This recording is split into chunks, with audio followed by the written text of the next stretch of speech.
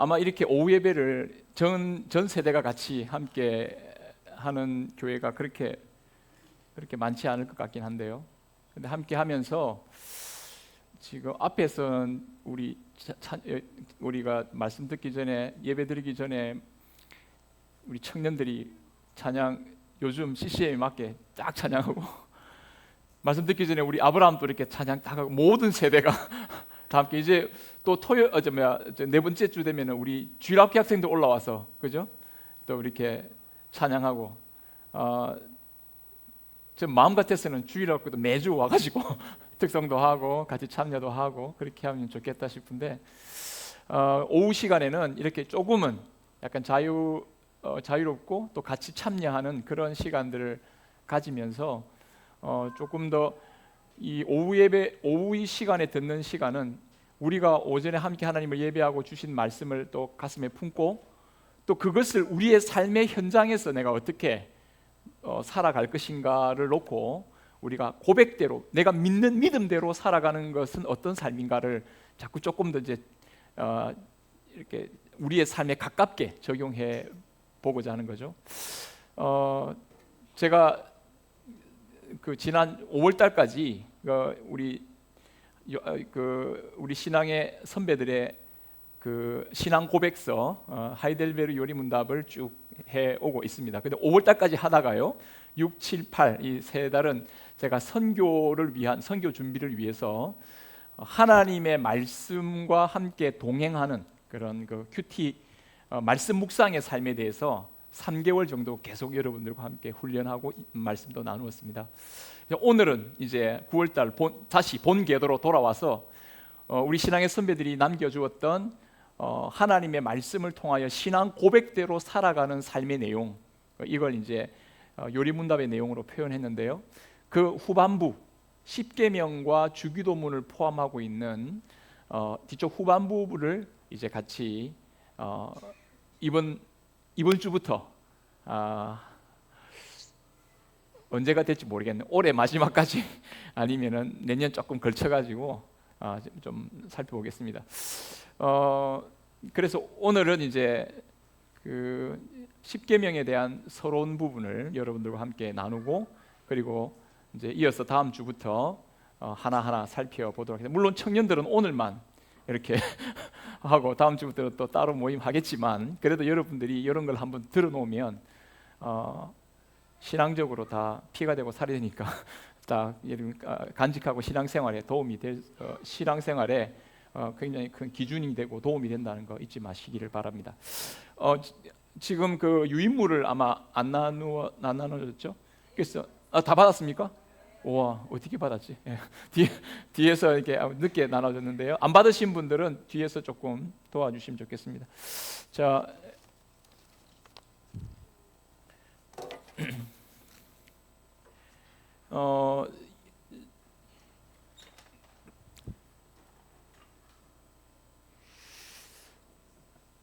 십계명에 대한 내용을 오늘 말씀의 내용과 처음 연결해서 읽었는데요.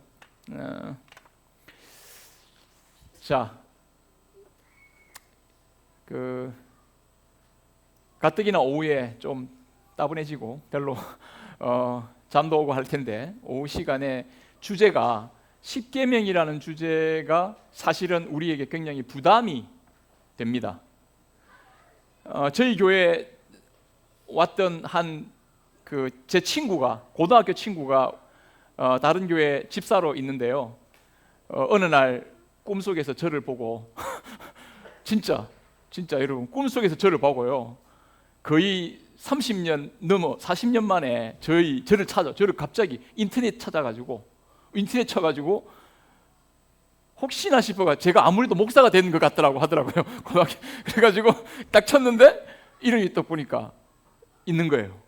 그래서 용산중앙교회 딱 쳐가지고 그 친구가 우리 교회를 찾아왔습니다.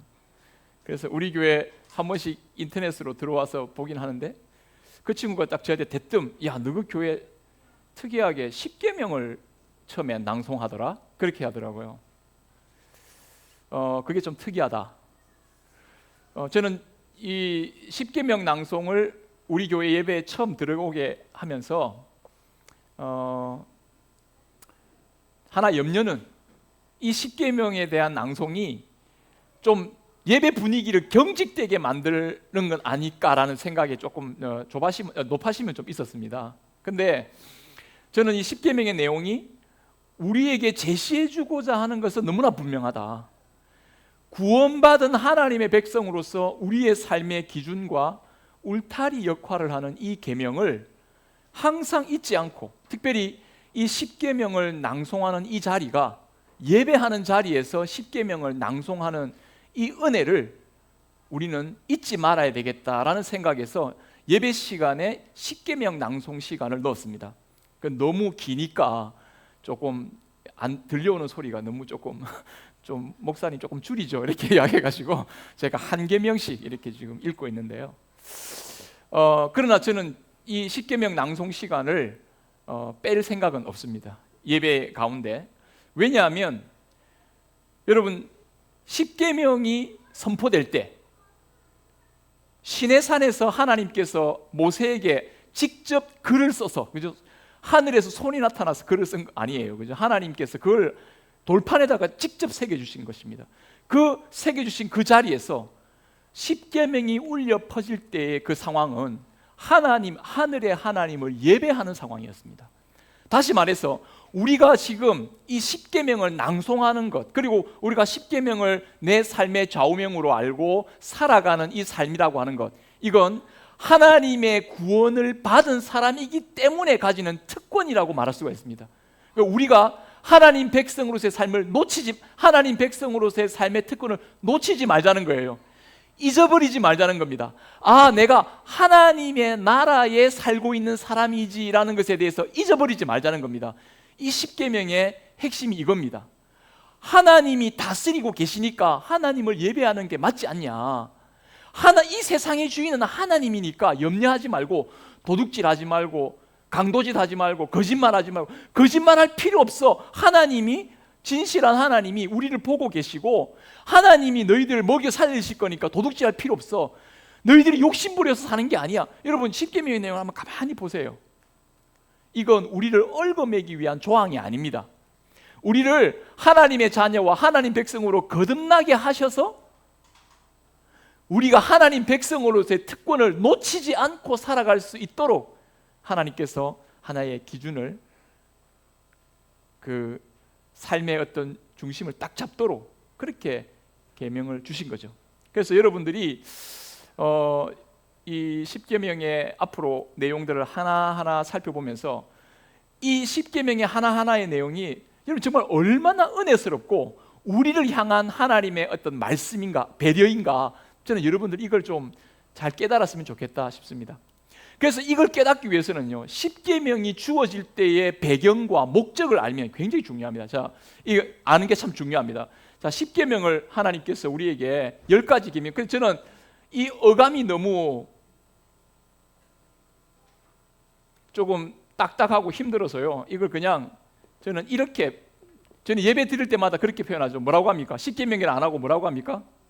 10가지 언약의 말씀합니다. 10가지 언약의 말씀.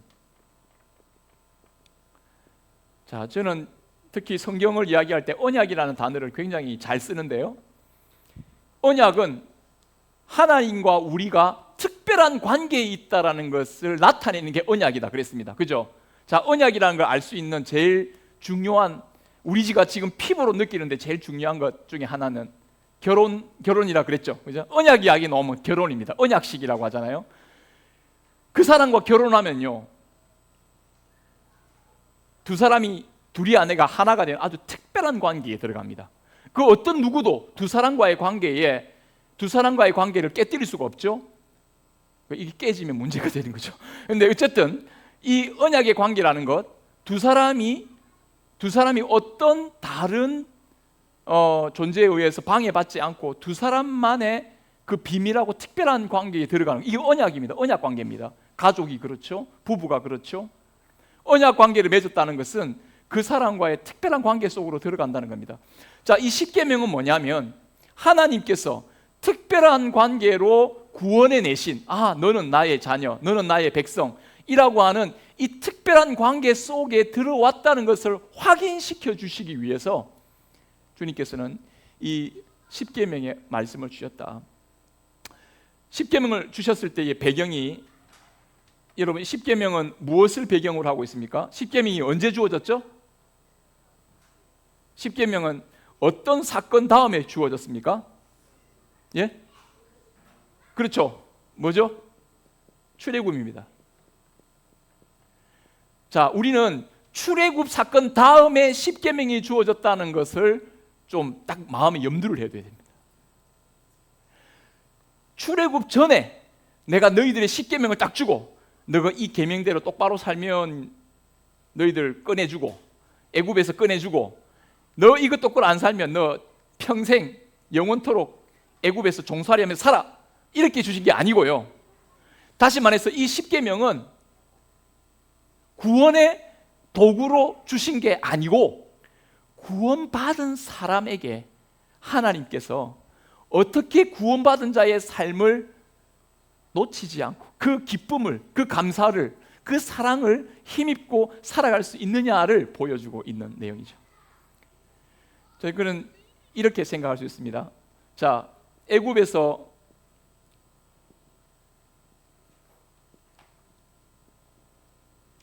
가나안으로 주님께서 구출해 내셨습니다. 자, 애굽에서 종살이 하던 데서 하나님은 가나안으로 보내시면서 하나님 백성으로, 선택된 하나님의 백성으로 구원해 내셨습니다.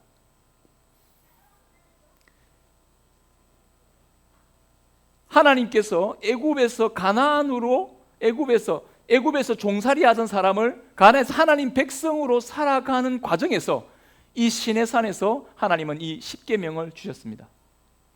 자, 그러면 이 애굽에서 종살이 할 때의 삶의 모습과 가나안으로 들어가서 하나님 백성으로서의 삶의 모습은 무엇을 위하여, 무슨 목적으로 하나님은 이 애굽에서 이들을 빼내 가지고 가나안으로 가게 했나? 출애굽의 목적이 뭐냐? 여러분 이걸 알면요, 하나님께서 십계명을 주신 이유를 우리가 다 선명하게 알 수가 있습니다. 제가 오늘 설교 제목이 세 가지 삶에 대한 설교 제목을 했습니다. 첫 번째 뭡니까? 사랑. 두 번째요? 감사. 세 번째요? 자유. 좋은 말 다 갖다 붙여놨는데 아무튼 근데 이 세 가지가요, 하나님께서 출애굽시킨 삶의 그 이유와 목적을 이 세 가지 단어로 요약해서 담아내고 있습니다. 하나님께서 십계명 10가지 언약의 말씀을 주신 이유가 여기 있다라고 말하고 있는 겁니다. 우리에게 사랑의 삶이 뭔지를 알려주시고 이 사랑의 삶을 지속시켜 주시고, 그리고 불평하고 원망하는 삶이 아니라 감사의 삶으로 주님께서 그 삶의 근거를, 원동력을 바꾸어 주시고, 그리고 우리에게 이 뭡니까? 그 매여 있는 삶이 아니라 우리가 자유자의 삶이라는 것을 알려주시기 위해서 우리를 구원하시면서 그 구원의 표라고 할까요? 그 구원의 내용을, 그 구원의 목적을 딱 담아서 말씀으로 우리에게 딱 안겨줘요. 이거 잊어버리지 말라고 아예 딱 못 박아서 외워버리게 하신 거죠. 우리 마음에 새기게 하신 거죠. 하나님이 이 말씀을 주신 것은 이것을 우리 마음에 새기게 하신 겁니다. 다시 말해서 우리에게 사랑과 감사와 자유의 삶으로 우리를 인도하시기 위해서 우리를 구원하셨고, 이 사랑과 감사와 자유의 삶을 우리 가운데 성취시켜 주시고 열매 맺도록 하시기 위해서 이 말씀을 주셨다는 것을 잊지 마시기를 바랍니다.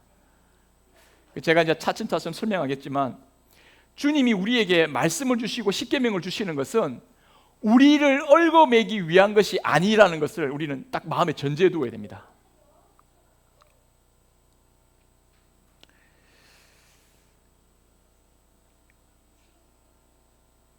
주님께서 애굽에서 우리를 건져내시고 난 다음에 내가 너희들한테 그 애굽에서 건져냈기는 했는데 내가 건져내는 것까지만 하고 너희들 알아서 살아라. 여러분, 하나님이 실제로 이래 말씀하신 적이 있다는 거 아십니까? 하나님이 실제로 이런 말씀하셨습니다. 모세에게. 왜 그랬습니까? 출애굽해가지고 이스라엘 백성들이 어떻게 했습니까? 하나님께 감사하지 아니하고 원망하고 불평하고 또 그 다음 뭐 했습니까? 결정적으로 금송아지 우상을 섬긴 거예요. 그러니까 하나님께서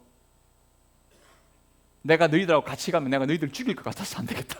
이런 마음이. 내가 너희들 너무 속이 상해가지고 내가 너희들 구원을 했지만, 모세하고 그렇게 얘기하죠. 내가 너희들하고 앞으로 같이 안 가겠다. 너희들이 뭐 가나안을 가든지 뭐 어디를 가든지 내 마음대로 살아라 하고 딱 모세에게 말합니다. 그러니까 그때 모세가 뭐라고 이야기합니까? 안 됩니다. 하나님 같이 안 가면 우리를 구원하신 이유가 없습니다. 이 지금 모세는 하나님의 마음을 그대로 딱 알고 하나님께 기도하고, 이게 중보기도죠. 여러분, 기도가 뭐냐면 하나님 마음을 알고 기도하는 겁니다. 하나님 마음을 알고 하나님 뜻을 딱 바라보고 기도하는 게 이게 기도죠. 그러니까 응답이 되는 거죠. 그러니까 이 모세가요, 하나님 마음이 그렇지 않다는 걸 알고 하나님 안 됩니다. 하나님 같이 안 가면 우리가 이 애굽에서 구원받은 이유가 뭡니까? 바로 알죠. 여러분, 애굽에서 구원받은 거는 애굽에서 불쌍하게 노예살이하고 있으니까 그래 좀 노예 상태에서부터 풀어주기 위해, 그게 구원의 목적이 아니고 하나님이 그들과 함께 하셔서 하나님의 나라를 이루게 하시는 것이 출애굽의 목적이었던 것이죠. 맞습니까? 자, 저와 여러분들, 하나님이 여러분들을 구원하시고 예수 그리스도를 믿음으로 구원하셔서 이 자리에 있게 하신 줄 믿습니다. 그 구원이 뭡니까? 내가 아팠다가 하나님이 극적으로 낫게 해주셨다. 그 성전 미문에 앉은 그 안전뱅이가 나면서부터 그 못 걷던 사람들이, 그렇게 못 걷던 사람이 벌떡 일어나게 되었다. 그게 구원입니까? 맞죠? 그거 구원 맞죠? 그것도 구원 맞지만 그 상태의 변화만이 구원인가요? 그건 구원을 진짜 피상적으로 아는 거죠. 그건 구원이 뭡니까?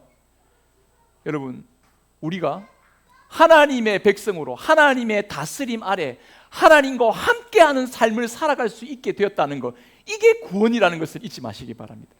자, 여러분, 저와 여러분들 구원받았다는 것, 하나님이 나를 자녀로 대우하시고 나를 떠나지 않으시다라는 이 사실, 이건 단순한 말이 아니고요, 실제 사건입니다. 하나님이 예배 가운데 우리에게 말씀으로 찾아오시고 여러분들이 성경을 펴서 읽을 때 하나님이 이 글자 속에서 그냥 글자만 읽게 하는 게 아니고요, 여러분 한번 따라해 보시다. 하나님의 말씀은 하나님이십니다.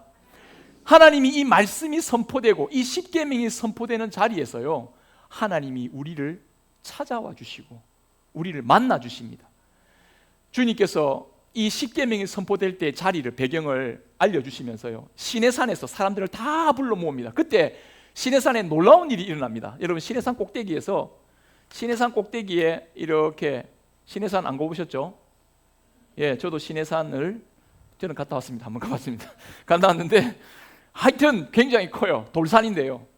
아, 이 정도면 다 모였겠다 싶은데, 아무튼 그 시내산에 사람들이 다 앞에 모여 있습니다. 모세가 여기서 십계명을 받습니다. 근데 위에서요, 구름이 있고요, 번개가 치고요. 이게 무슨 현상이냐면, 성경에서 번개가 치고 구름이 일고 막 흑암이 막 나타나고, 이게 무엇에 대한 상징이냐면 뭡니까? 그렇죠? 하나님이 그곳에 계신다는 걸 상징하는 겁니다. 자, 이때 이 모세가 십계명의 두 돌판을 받습니다. 자, 보십시오. 하나님은 그냥 광고 표지판 2개 딱 갖다 놓고, 이제 십계명, 너희들 이것대로 살면 살고 이것대로 못 살면 너 다 죽어, 이렇게 광고판으로 작성한 게 아니고요, 하나님이 직접 시내산에 강림하셔가지고, 하나님이 직접 시내산에 나타나셔가지고 그 언약궤를 모세에게 주면서, 내가 너와 함께한다. 내가 너희들과 함께한다. 내가 너희들을 다스린다. 너희들은 내 나라 백성이다. 딴 데 가지 마라. 딴 데 눈 돌리지 마라. 그게 1, 2명 아닙니까? 나 외에 다른 신들은 내게 없다 이거죠. 내게 있게 하지 말라. 딴 데 눈 돌리지 마라. 여러분, 이게 바로 하나님의 첫 번째 계명이죠. 여러분, 이 계명을 주실 때 한번 따라 보겠습니다. 계명을 주실 때 하나님은 우리와 함께 하십니다. 말씀을 주실 때 우리와 함께 하시는 거예요. 그래서 심지어 이걸 잊어버리지 말라고요. 하나님은 이 언약궤의 두 돌판을 어디에다가 보관하게 하셨죠? 왜? 언약의 법궤. 언약궤에다가 이 두 돌판을, 십계명의 두 돌판을 언약궤에다가 보관하게 하셨지 않습니까? 언약궤가 어디에 있습니까? 예? 지성소 가장 중간에 있죠. 그 지성소는 어떤 곳입니까? 하나님이 함께 거하시는 곳입니다. 그 지성소 언약궤 위에는요, 하나님이 다스리시는 통치 보좌인 시은 보좌가 있습니다. 시은좌, 은혜를 내리시는 곳 시은좌. 들어보셨죠? 자, 언약궤가 하나님의 그 성막, 지성소 안에 언약궤가 딱 안치됩니다. 그 안치된 언약궤는 뭘 상징하고 있습니까? 하나님이 그곳에 우리와 함께 하시면서 우리를 어떻게 하신다고요? 우리를 다스려 주신다. 자, 여러분, 언약궤를 읽을 때마다 우리에게 뭘 깨닫게 하십니까? 이 세상의 통치자는 애굽의 바로입니까? 우리 저 아수르의 신흥 아수르의 그 무슨 왕입니까? 바벨론 왕입니까? 지금 여기 여러분, 중국의 누굽니까? 예? 시진핑입니까? 누가 다스리는 겁니까? 예. 우리나라를, 이 세상을, 지금 나의 삶을 누가 나를 다스리고 계신가? 여러분, 이 사실에 대해서 우리에게 이 십계명을 읽으면서 하나님이 지금 우리 가운데 찾아오셔서 우리 앞에, 우리 위에, 우리 옆에, 우리 가운데 계시면서 내가 너와 함께 한다는 걸 증명해 보이시고 우리를 다스리심을 증명해 보이시는 그 확실한 증거, 그게 뭡니까? 언약의 두 돌판인 십계명입니다. 맞습니까? 여러분, 우리가 출애굽한 이 사실, 저는 그래서 이 종노릇 할 때는요, 애굽에서 종노릇 할 때는 철저히 단절된 생활을 합니다. 단절된 생활. 아이 못 놓게 하려고요. 아이 못 놓게 하려고 남녀도 단절시키고 일만 시키고 남자는 일만 시키고, 아이가 태어나도 어떻게 합니까? 애를 분리시켜서 강에 빠져버리고 죽여버리고. 애굽에서 한 일이 뭡니까? 사람을 하나님 못 섬기게 단절시켜버리고, 다 단절시켜버리는 겁니다. 그런데 하나님은 이 단절된 죄의 상태에서 우리를 구원하시면서 하나님은 사랑의 임재를 나타내십니다. 사랑은 품는 거죠. 사랑은 함께하는 겁니다. 사랑하니까 하나님이 말씀으로 찾아와 주시면서 우리 곁에 이 말씀으로 내가 너희를 다스린다.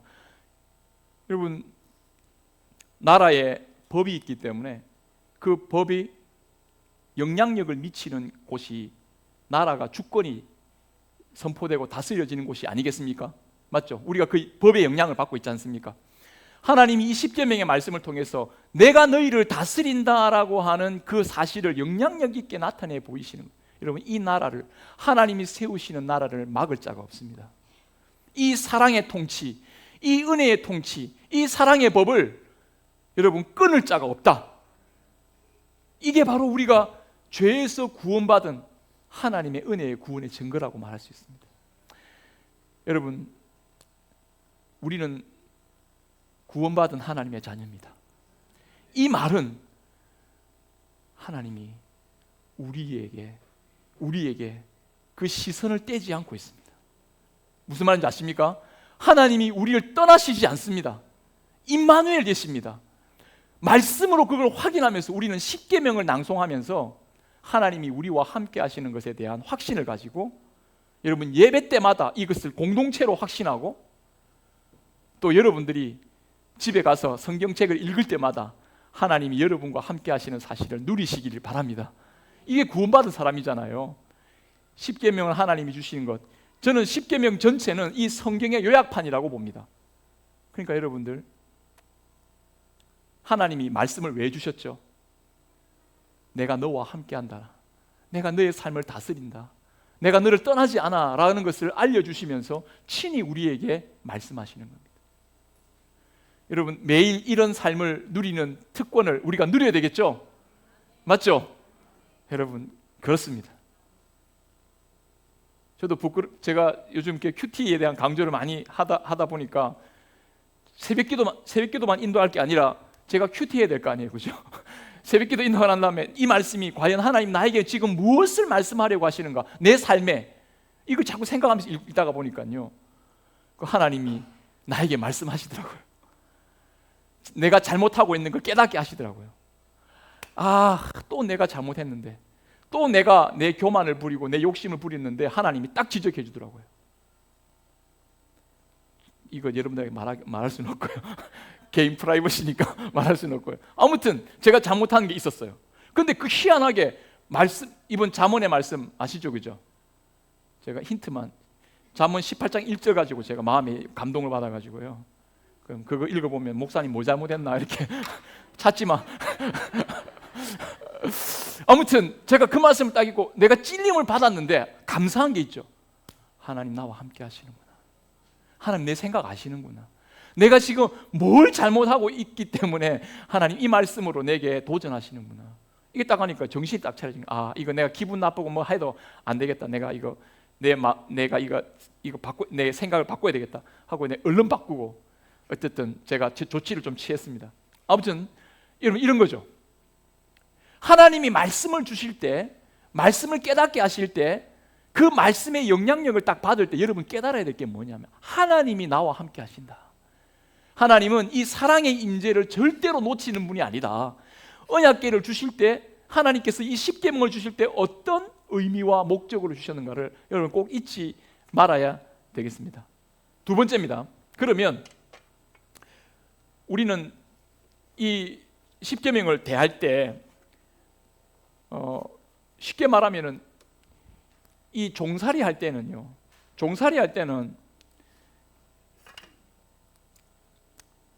불평불만, 쉽게 말하면 감사가 없어요. 왜 감사가 없습니까?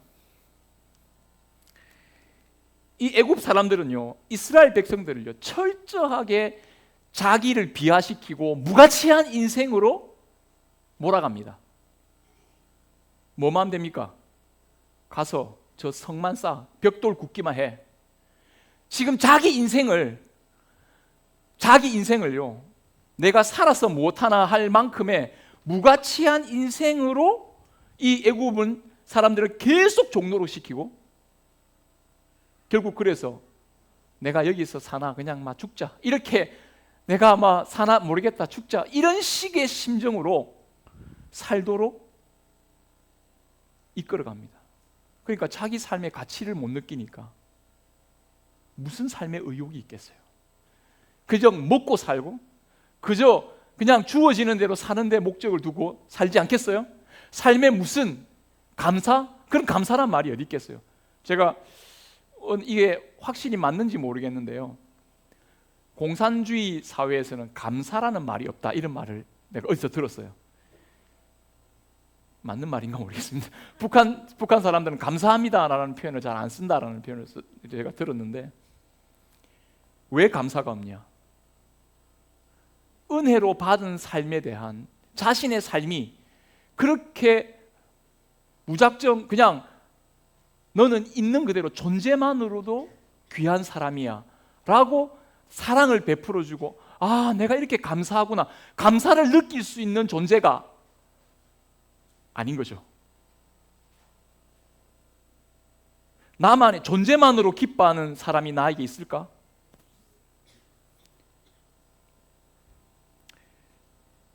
아무튼 이 구원 전의 애굽의 상태에서 어찌 보면 삶의 가치를 잃어버리고 있는 삶의 자리에서 하나님은 그들을 건져내시면서요.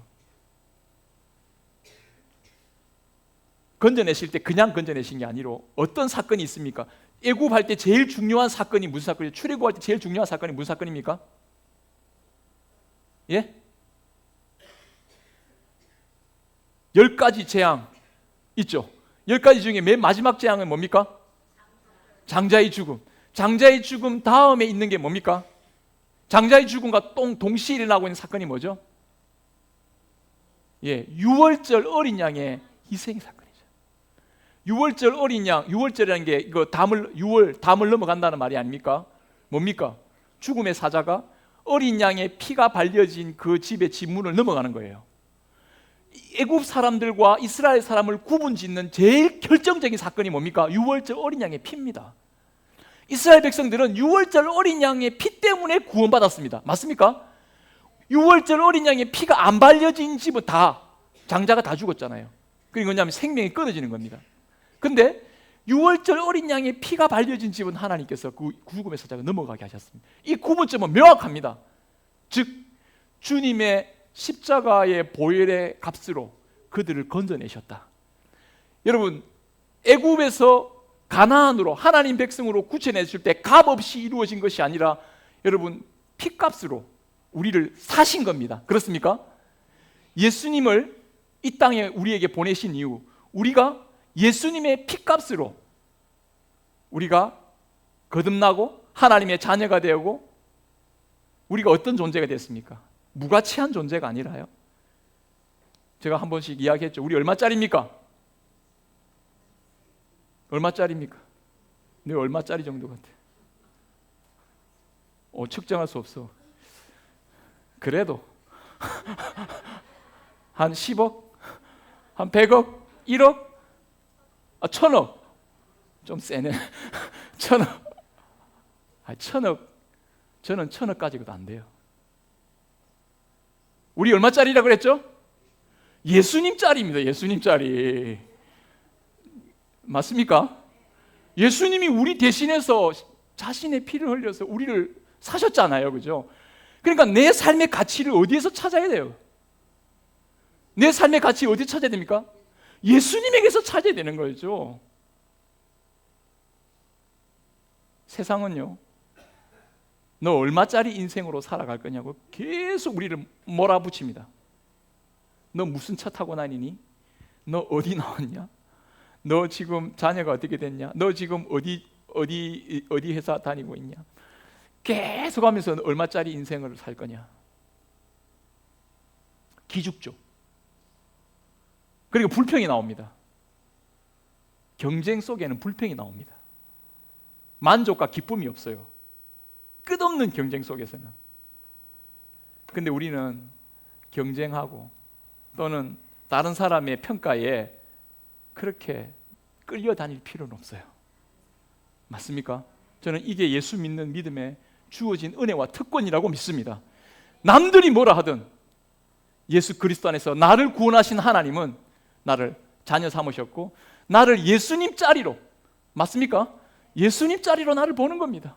예수님 피값으로 나를 샀다면 우리는 그 안에서 우리 정체성을 찾고 내 삶의 의미를 찾고 내 삶의 가치를 거기에서 찾아야 된다고 믿습니다. 이거 믿음입니다. 이거 믿어야 됩니다, 여러분. 믿고 나가야 됩니다, 이거. 그러니까 엉뚱한데 마음 빼앗기지 않도록 여러분 믿음을 단단히 붙잡아야 됩니다. 목사인 저도요. 내가 이래가지고 내 인생에 제가 어떻게 좀 실망스러운 일을 당하고 또 옆에 어디 큰 교회 잘 나가는 사람들 보면 비교당하면 어떻게 됩니까?